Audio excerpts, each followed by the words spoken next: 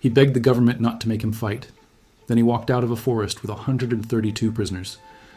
Alvin York was not a soldier, not by choice anyway. He was a Tennessee mountain man, a farmer, a marksman, a devout Christian who had grown up believing that taking a human life was a sin. When the United States entered World War I in 1917, York did something that most young men of his era would never dare to do. He filed for conscientious objector status. He put it in writing. He told the government plainly and honestly that his faith would not allow him to kill another man. That took courage of a different kind, the kind that doesn't get statues. His application was denied, so Alvin York, the man who didn't want to fight, was sent to fight anyway. Here's what makes this story different from every other war story you've ever heard. Most soldiers go to war believing in the cause, or believing in glory, or at the very least, believing that what they're doing is necessary. York went to war in conflict, with the world and with himself. He was a crack shot who had been hunting since he was a boy, putting food on the table for a large family with a single bullet because they couldn't afford to waste ammunition. He could shoot, he just didn't want to shoot people. Before he was deployed, his commanding officer, a man named Major George Buxton, sat down with York and actually talked theology with him.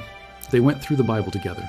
Buxton showed York passages about righteous war, about protecting the innocent, about the idea that sometimes violence in service of a greater good is not a sin but a duty. York went home on leave to pray about it. He came back having made his peace with it. He would fight. He would trust that God had a reason for putting him in this position. He had no idea what that reason was about to look like. October 8th, 1918, the Argonne Forest in France. The war was in its final weeks, though nobody on the ground knew that yet. York's battalion, the 328th Infantry Regiment, had been tasked with taking out a series of German machine gun nests that were pinning down an entire Allied advance. These weren't just a few guns. They were a coordinated defensive position dug into the hillsides, overlapping fields of fire designed to cut down anything that moved in the open. The unit moved through the forest in the early morning, slipping past the main German line. For a moment, it seemed like they might actually pull it off quietly. Then the shooting started. Within seconds, the situation collapsed. German fire raked through the American position. Several of York's commanding officers went down almost immediately. Men scattered for cover. The unit was pinned, disorganized, and bleeding. Of the original group, only a handful were still functional, and Alvin York, a corporal, not even a senior rank, found himself effectively in charge of a disaster.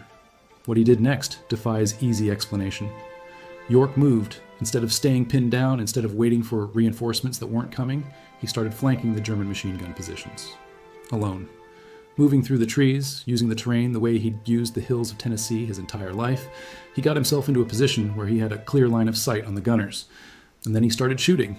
Now, here's where the mountain boy from Tennessee becomes something almost mythological. York had grown up hunting turkey, and if you've never hunted turkey, here's what you need to know. Turkey hunters have a technique when a flock is startled. You shoot from the back of the group forward. If you shoot the bird at the front first, the ones behind it scatter. But if you take the last one first, the others don't react. They don't know what's happening. So you work your way up the line. That's exactly what York did with the German machine gun crews. He shot from the back forward. By the time the gunners at the front realized what was happening, York had already taken out most of the position. The precision was extraordinary. Under active fire in a foreign forest, he was hunting. Then things got even more complicated. A German lieutenant named Paul Vollmer, who was commanding the position, organized a bayonet charge directly at York. 6 German soldiers sprinted toward him across open ground. York switched from his rifle to his pistol and dropped all 6 of them before they reached him, working back to front again. The same turkey hunting logic, so that the ones in the lead didn't see their comrades falling and have time to dodge. At this point, something shifted. Vollmer had watched this one American soldier dismantle his entire position almost single-handedly. He'd watched him take down a bayonet charge with a pistol. He made a calculation. He called out in English, he spoke some English, and offered to surrender if York would stop shooting.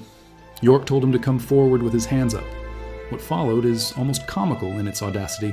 York marched his growing collection of German prisoners through the Argonne Forest, picking up more surrendered soldiers as he went, using Vollmer to call out to remaining positions and order them to give up. By the time he reached Allied lines, Alvin York, one man, one rifle, one very particular set of hunting skills, had captured 132 German soldiers. He had also silenced 35 machine guns. His commanding officer, General Julian Lindsay, reportedly looked at the line of prisoners and said words to the effect of, "Well, York, I hear you've captured the whole German army." York's response, delivered with complete Tennessee deadpan, was, "No, sir, just 132. The world went a little crazy for Alvin York after that. He received the Medal of Honor. He received the Croix de Guerre from France. He was promoted to sergeant. When he came home, he was treated like a living legend. Newspapers couldn't get enough of him.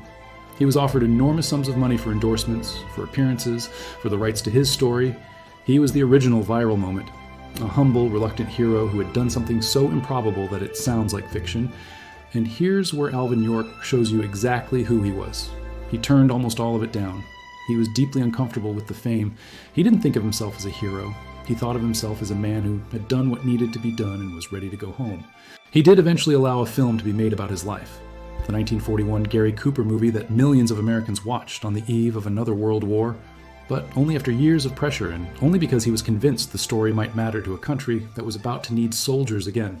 What he actually spent his energy on was building a school. Back in Fentress County, Tennessee, where he grew up, poor children had almost no access to education. The roads were bad, the nearest schools were far, and the idea of a future beyond the mountains was something most of those kids couldn't even imagine. York poured his celebrity into fixing that. He fundraised, he lobbied, he built the York Institute, a school that still exists today, that gave generations of mountain kids the education they would never otherwise have had. The man who filed to avoid fighting, the man who silenced 35 machine guns, the man who walked 132 prisoners through a forest. He went home and built a school. There is something worth sitting with in that arc. We tend to tell war stories as stories about warriors, men who were built for it, who wanted it, who found their purpose in combat, and some soldiers are that. But Alvin York is a different kind of story. York was a man of deep conviction who was forced into a situation that contradicted everything he believed. And instead of being broken by that contradiction, he threaded through it. He didn't abandon his faith. He didn't pretend the killing didn't matter. He did what he believed was necessary and then spent the rest of his life doing something quieter and more permanent. His reluctance might have been exactly what made him effective. He wasn't there for glory. He wasn't performing bravery for an audience. He was a man trying to survive, trying to protect the men around him, using the only skills he had. The precision that made him deadly that morning in the Argonne was the same precision he developed as a boy feeding his family. The turkey hunting technique that let him take down a machine gun line was something he had never practiced for war. It was just what he knew. Sometimes the most dangerous person in the room is the one who never wanted to be there. York died in 1964, mostly forgotten by the country that had once called him the greatest soldier of the First World War. He had spent his later years in financial difficulty, his land taken for back taxes, his health failing. The school survived him. The Medal of Honor collected dust somewhere. He had long since stopped thinking of October 8, 1918 as the most important day of his life, the pacifist who captured 132 soldiers, the hunter who never wanted to hunt men, the man who built a school with the only currency he had, a story he never fully believed belonged to him. That's Alvin York.